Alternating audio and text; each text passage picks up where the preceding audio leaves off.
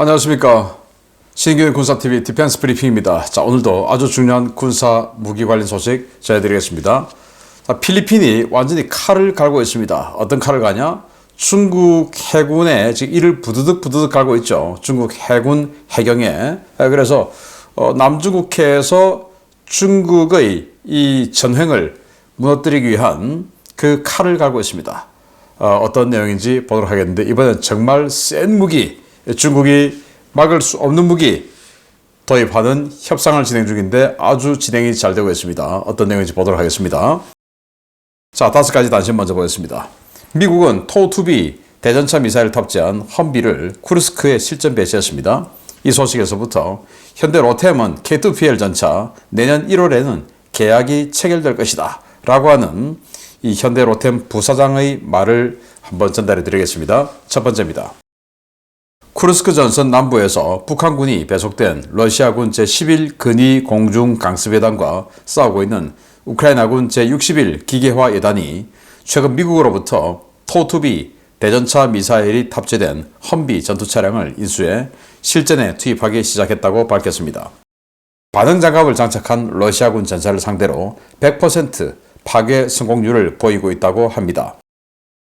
전차와 기갑 차량 부족에 시달리고 있는 러시아군의 전동 킥보드 사용이 점점 늘어나고 있다는 소식입니다.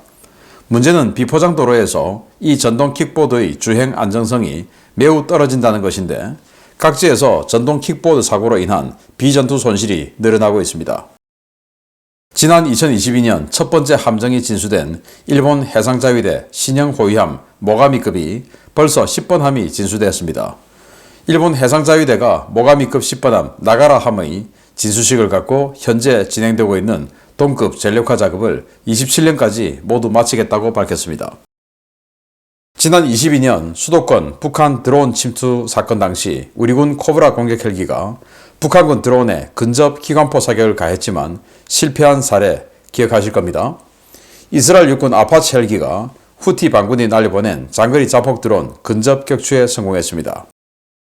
폴란드 정부의 가격 시비로 인해 올해 계약 체결이 불발된 K2 전차 2차 계약이 내년 1월에는 체결될 것이라는 소식입니다. 현재 협상을 총괄하고 있는 현대 로템이 현지 군사 전문지 디펜스24와의 인터뷰에서 K2 전차 180대 추가 수출 계약이 현실적으로는 내년 1월 체결될 수 있을 것이라고 밝혔습니다. 네, 험비에 장착된 토2B 대전차 미사일이죠. 네, 이 토2B는 사거리가 4,500km로 증가됐죠. 3,700에서 4,500. 그리고 이제 제벌린처럼 또 우리 현궁처럼 탑어택 공격을 할 수 있어요. 그래서 지금 이 61 기계화 여단에 배치되어서 러시아군 11 근위 공중 강습 여단과 싸우고 있는데, 쿠르스크에서 지금 쏜 거는 뭐 100% 러시아 전차 폭파 파괴 전과를 올리고 있다라고 합니다. 네, 좋은 소식입니다.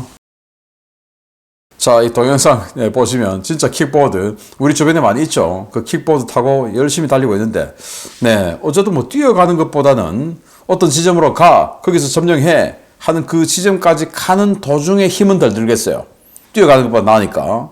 그런데 이제 그 지점쯤에 가서 거기서부터는 이거 타고 가면 안 되겠죠.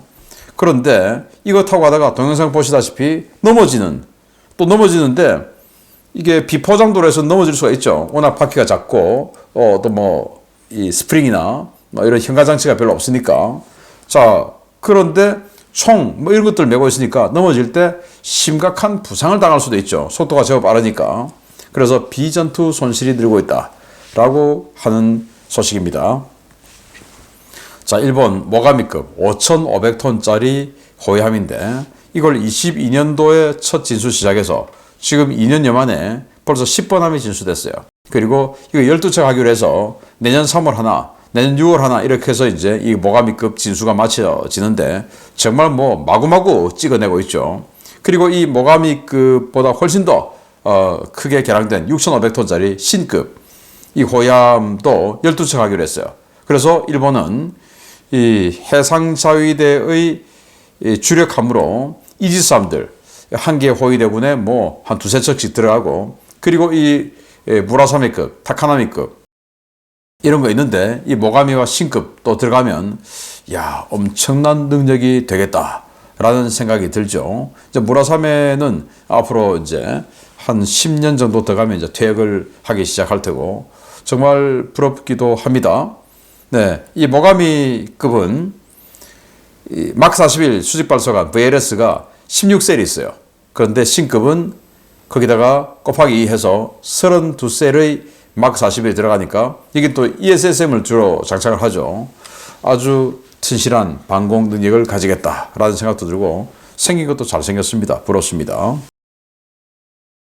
네, 우리 코브라 헬기가 22년도에 서울에 들어왔다가 돌아가던 그 북한 무인기 격추에 실패했죠. 그런데 여기는 지금 보시다시피 네, 격추에 성공하고 있습니다. 아파치 헬기가. 물론 아파치 헬기의 이 사격 통제 장비하고 코브라하고는 차원이 다르니까 그럴 수도 있는데 아무튼 네, 이렇게 공격 헬기가 적의 드론을 후티가 쏘아보낸 드론이에요. 이제 그걸 막아내는 시대가 되었다라는 건데 우리 육군 항공작전사령부도 이 소형 드론을 이제 격추시키는 이런 훈련을 할 때가 되었다라는 생각이 드네요. 자, 지금 이 폴란드에 우리 K2 전차 1000대 수출하겠다라고 했는데 과연 그게 될까라는 의구심이 들죠. 폴란드 정권이 교체됐을 때 제가 이 국방TV나 이 군사TV를 통해서 야 이거 좀 어려워지는 거 아닌가? 왜? 지금 이 새로 들어온 이 총리가 친독일 인사니까 레오파르트 또는 지금 독일과 프랑스와 같이 하는 MGCS 차세대 전차 이쪽으로 갈아타는 거 아닌가 라는 말씀을 드렸었는데 진짜로 그런 움직임이 보여요. 그런데 여기에다가 로템 부사장이 지금 우리 협상 중이라서 다음 달에는 계약할 수 있을 것 같다라고 현지 매체와 인터뷰를 했는데 그러나 어느 정도로 기술 이전하는지 또 어느 정도로 협력될지는 불확실하다 라고 해서 이게 지금 하도 의구심이 생기니까 안심하라 라는 차원의 블러핑인지 진짜로 정말 1월 달에 계약할 수 있을지는 아직은 좀 미지수다 라는 걱정이 되는 장면입니다. 부디 이 로템 부사장의 말처럼 내년 1월에 계약할 수 있게 되기를 기대하겠습니다. 자, 중요 소식 들어갑니다. 최근 중국을 겨냥해 인도제 브라모스 미사일을 배치한 필리핀이 미국과 티폰 시스템 도입 협상을 진행 중이라는 소식입니다. SM-6 미사일을 우선 도입하고 장기적으로는 토마호크 블록5를 도입하는 방안을 추진 중인데 중국이 강력하게 반발할 것으로 보입니다. 올해 초 미 육군과의 연합훈련을 빌미로 필리핀 북부에 있는 미 육군 티폰 웨폰 시스템 일명 MRC 포대 고정 배치를 성사시킨 필리핀 정부가 미국과 MRC 도입을 추진 중이라고 프랑스 RFI가 현지 시각 12월 23일 보도했습니다. RFI는 필리핀 육군 참모총장 로이 갈리도 중장과의 인터뷰에서 필리핀이 자국의 해양 주권 수호를 위해 미국의 티폰 미사일 시스템을 도입하기로 했다라며 현재 협상이 진행 중이라고 전했습니다. 인터뷰에 나선 갈리도 중장은 필리핀 군도 방위 전략 구현을 위해 우리는 MRC를 도입할 것이라며 우리 국민 여러분께 여러분의 군대가 우리 주권 수호를 위해 이 능력을 도입하려 하고 있다는 사실을 보고드리게 되어 기쁘다라고 전했습니다.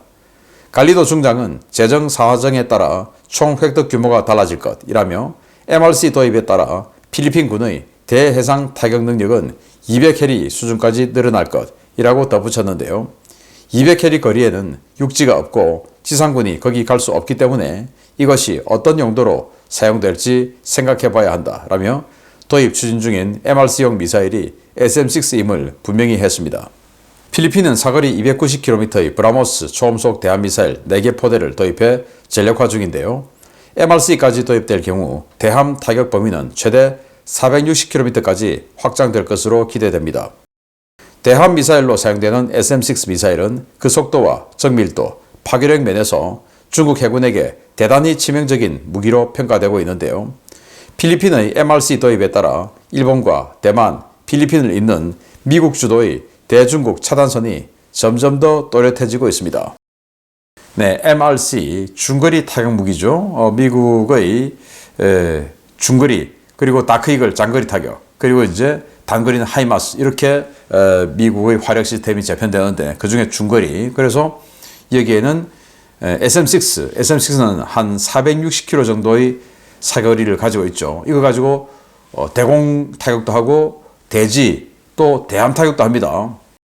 그런데 SM6로 대함 타격을 할 경우에 적의 대함 미사일이 막아내기 굉장히 어려워요. 왜냐? 속도가 무려 마 3.5. 거기다가 체적이 일반 대함 미사일보다 더 작죠. 또 항공 표적보다 더 작죠. 그러다 보니까 이 또 기동성도 원래 이 대공 미사일 출신이다 보니까 기동성도 아주 좋죠. 그래서 경로점 찍으면 팍팍팍팍 움직여요.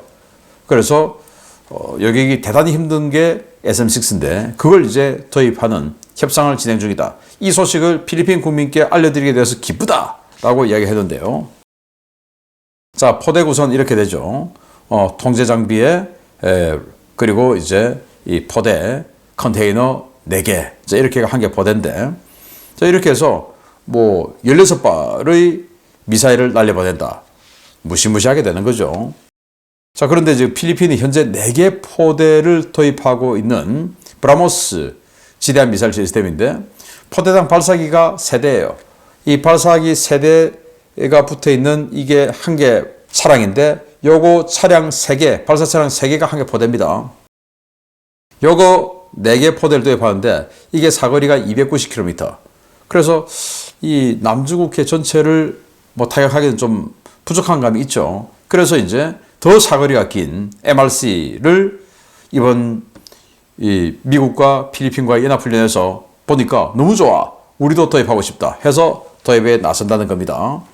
자, 그런데 이 SM6 미사일은 아시다시피 사거리가 460km. 그런데 이걸 460km 하려면 460km 밖에 있는 이동하는 표적인 군함을 타겟팅 해줘야 되겠죠. 그런데 필리핀은 그런 능력이 없어요. 그럼 미국이 해줘야 되는 겁니다. 미국과 협동전투를 해야 되죠. 이제 그런 협동전투 능력을 더 강화하겠다. 자, 이 말이 되는데. 자, 그래서 이걸 뭐 한 2개 포대 도입을 하면 어떻게 되냐.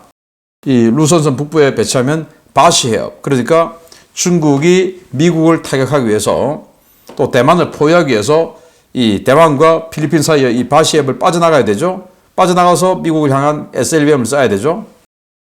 그런데 그 바시 해협이 다 통제가 됩니다. 또 여기 팔라완 섬에 배치를 하면 스프레틀리 군도, 중국어로는 한자로는 남사군도, 여기 산호섬 많이 지금 훼손해놨죠. 중국이 여기다가 뭐 이 비행장 만들고 억지로 자, 이런 식으로 해놨는데 여기가 전부 타격권에 들어옵니다. 자, 이런 엄청난 전략적 이익을 가지게 되는 게 이 MRC SM6인데요. 자, 그런데 아까 제가 말씀드렸듯이 필리핀은 스스로는 이 460km나 날아가는 이 미사일을 가지고 적의, 즉 중국의 군함을 타겟팅할 능력이 없어요. 미국이 해줘야 되는 겁니다. 그러면 미국과 반드시 연합작전 하는 거죠. 자, 이렇게 되면 결국 미국의 자산이나 다름없는 게 되는 거죠. 그래서 이게 어쩌면 트럼프 대통령이 이제 취임을 하는데 앞서서 우리 필리핀은 미국의 국익을 위해서 우리 없는 살림 쥐어짜서 미국의 이익을 미국 당신네들의 주먹을 우리 돈으로 지금 여기 전략적 요충지에다 배치해 주는 거예요. 그러니까 우리를 잘 고평가해 주세요. 라는 러브 코리 아닌가 라는 생각마저 들 정도인데요. 아무튼 필리핀이 이걸 도입하게 되면 중국이 아주 껄쩍지근하게 되겠다 라는 생각이 들어서 기분이 좋습니다. 도입 성공하기 바라고. 자, 이렇게 되면 이제 대중국 포위 전략에 미국, 일본, 대만, 필리핀 이 라인이 뚜렷해지죠. 이게 뭡니까? 에치슨 라인 아닙니까? 에치슨 라인. 우리 대한민국 지금 뭐합니까? 큰일 났습니다. 우리 에치슨 라인에서 벗어나면 안 되는데 이 중대한 시기에 지금 국정공백 사태가 발생했으니까 또 지금 미 국무부 그리고 미 의회에서 연일 이재명이 대통령 되면 이제 미국과는 동맹이 파탄날 가능성이 크고 중국 쪽으로 갈 가능성이 크다라는 보고서 그리고 주장들이 나오고 있는데 와, 큰일 났습니다. 에치슨 라인 벗어나서 우리 어떻게 됐습니까? 6.25 전쟁 발생했죠. 정신 차리기 바랍니다. 마치겠습니다. 감사합니다.